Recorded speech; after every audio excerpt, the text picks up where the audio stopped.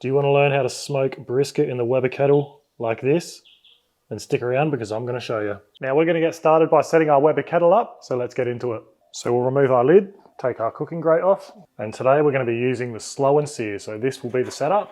So that's our charcoal basket and water pan. And then we've also got a drip tray here, and that helps direct all the air up and through our charcoal basket. So we can open up some briquettes and fill our basket up. And if you want to use lump charcoal, you can also do that in this setup as well. Then we'll take about 10 briquettes from this left side here, and we'll use them to get our barbecue started. Now you can get some firelighters under your chimney starter to get them briquettes going like we normally would, but today we're going to be using the grill gun. Now instead of that taking 10 to 15 minutes like it normally would, this will get the job done much quicker. So all you've got to do to get it started is turn that on a little bit, squeeze the trigger, and there you go. And then you control the amount of flame like that. So let's get these briquettes going.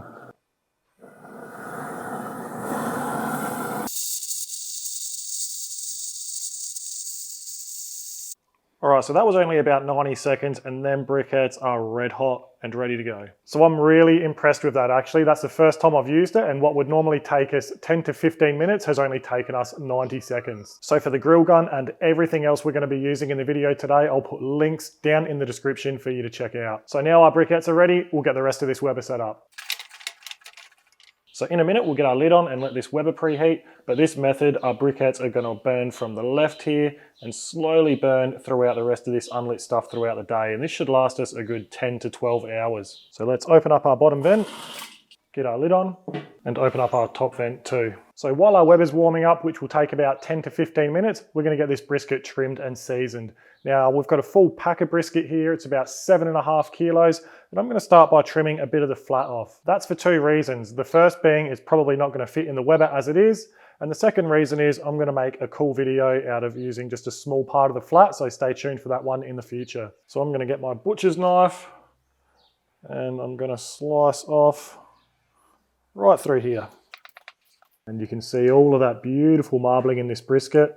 This is a Black Onyx Marble Score 3+ from Ranges Valley. We picked this up from our butcher at Austral Meats.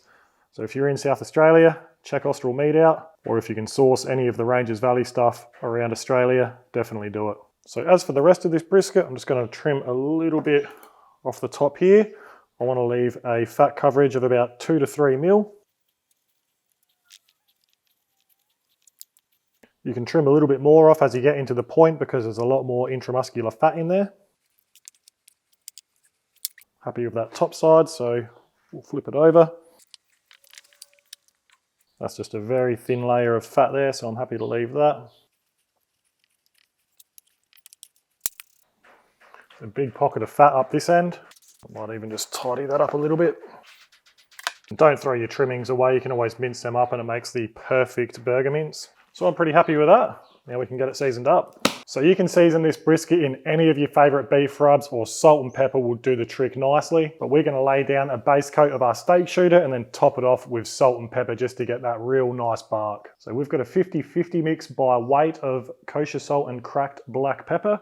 So we'll get this mixed up. And now we'll get this seasoned up.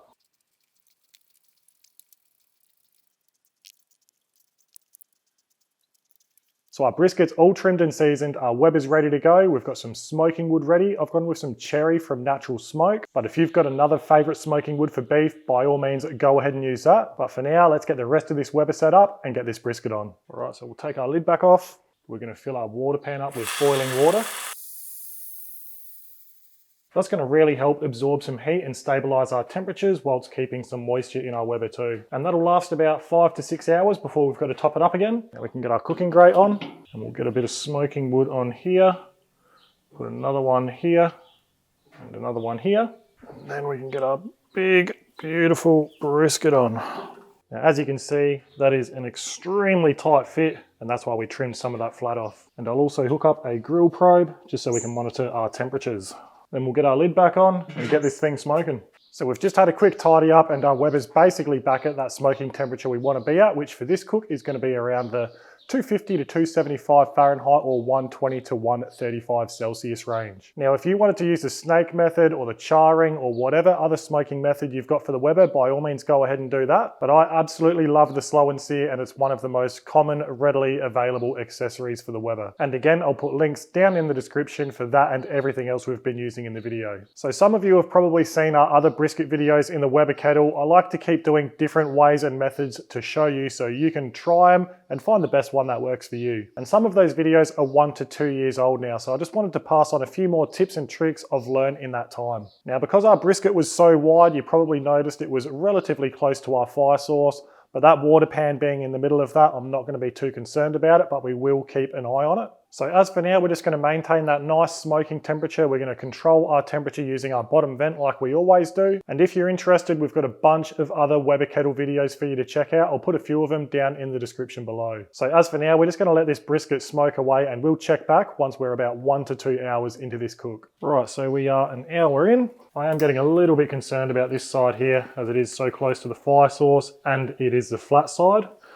So I'm just going to quickly pick our brisket up and turn it around. And because our point is slightly thicker and there's much more intramuscular fat in there, that will handle the higher heat much better. So we'll get this lid back on and let it keep smoking away. All right, so we're almost 3 hours in total into this cook. So let's open up our Weber. We'll have a good look at how that charcoal's burning, how much we've got left, and we'll have a closer look at this brisket too. All right, as you can see, we're holding nice around that target temperature we want to be at. All right, so our brisket's looking good. We're about 1/3 of the way through our charcoal, so that'll be at least a 9-hour burn time. I might even turn this brisket around again. And while we're here, I might as well top up the water pan too. And we'll get our lid back on. Right, so our brisket's coming along great and our bark is looking nice too. So I reckon in about an hour's time, we're gonna make a decision whether we'll wrap it or not. And that's gonna be based on how that bark's looking, and I wanna be at an internal temperature of around 160 Fahrenheit or 70-ish degrees Celsius. So we're just gonna let our brisket continue to smoke away now and we'll check back in once we're ready to wrap this up. It might be in 1 hour, it might be in 2 hours, but we'll go through it once we get there. All right, so we're just over another hour into this cook. I've just had a check and the brisket's looking great. Our internal temperature's where we want it to be. So let's open up this Weber. I'll show you what I'm talking about and then we'll wrap it up. All right, so as you can see, that bark is looking insane. Got the internal temperature in the thickest part, pretty much right on 160 almost. So let's wrap this up. All right, we've got 2 layers of quality foil here. And we'll get this lid back on, but before we do, the beauty about the slow and sear is once you start getting to the end of your burn, you can literally lift this up, fill it back up with charcoal, and it's going to burn back the other way. So we'll get this lid on and wrap the brisket up.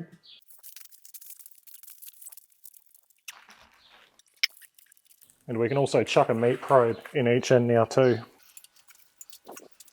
So our brisket's going to go back in the smoker now until we're ready to check for probe tenderness. And I'm going to start doing that at around the 200 Fahrenheit or 93 degrees Celsius internal mark. Now I'm assuming it's going to take us a few hours to get there. I don't like putting a time on these things. That's why it's always good to get your brisket on earlier than you think. And once our brisket is ready and I'm happy with it, I'm going to let it steam off and I'm going to be holding this one in the oven overnight until I'm ready to slice and serve it when our guests arrive tomorrow. And that's why I've chosen to wrap this one in foil so it holds all of those juices in there.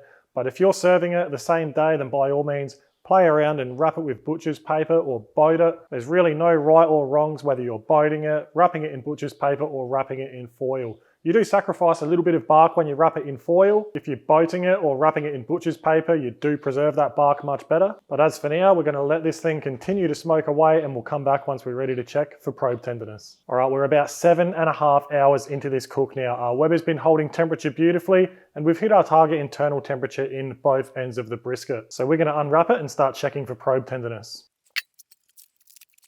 Oh wow, that is super, super soft there. We're actually a bit closer to the 205, 207 mark, 199 there. There is a little bit of resistance there, but not much. Oh, that is actually feeling really nice. 99% of the brisket is feeling fantastic, apart from this little section there, but I don't want to overcook the rest, so I'm happy to get this out. So we are very carefully going to lift this out.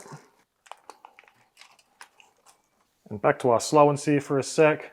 As you can see, They're burning red hot in there, and we've still got a few unburnt ones down here. So I reckon we still had at least another hour and a half to 2 hours of burn time, which would have got us close to that 10-hour mark. So we'll get our lid back on, shut our vents down.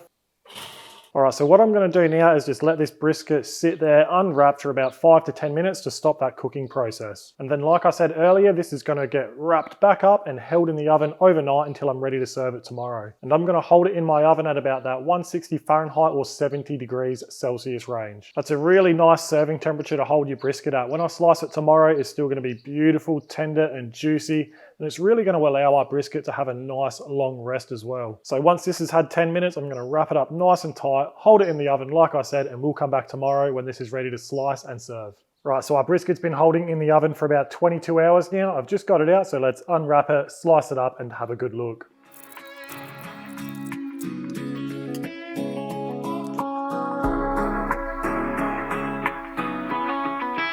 That is absolutely beautiful.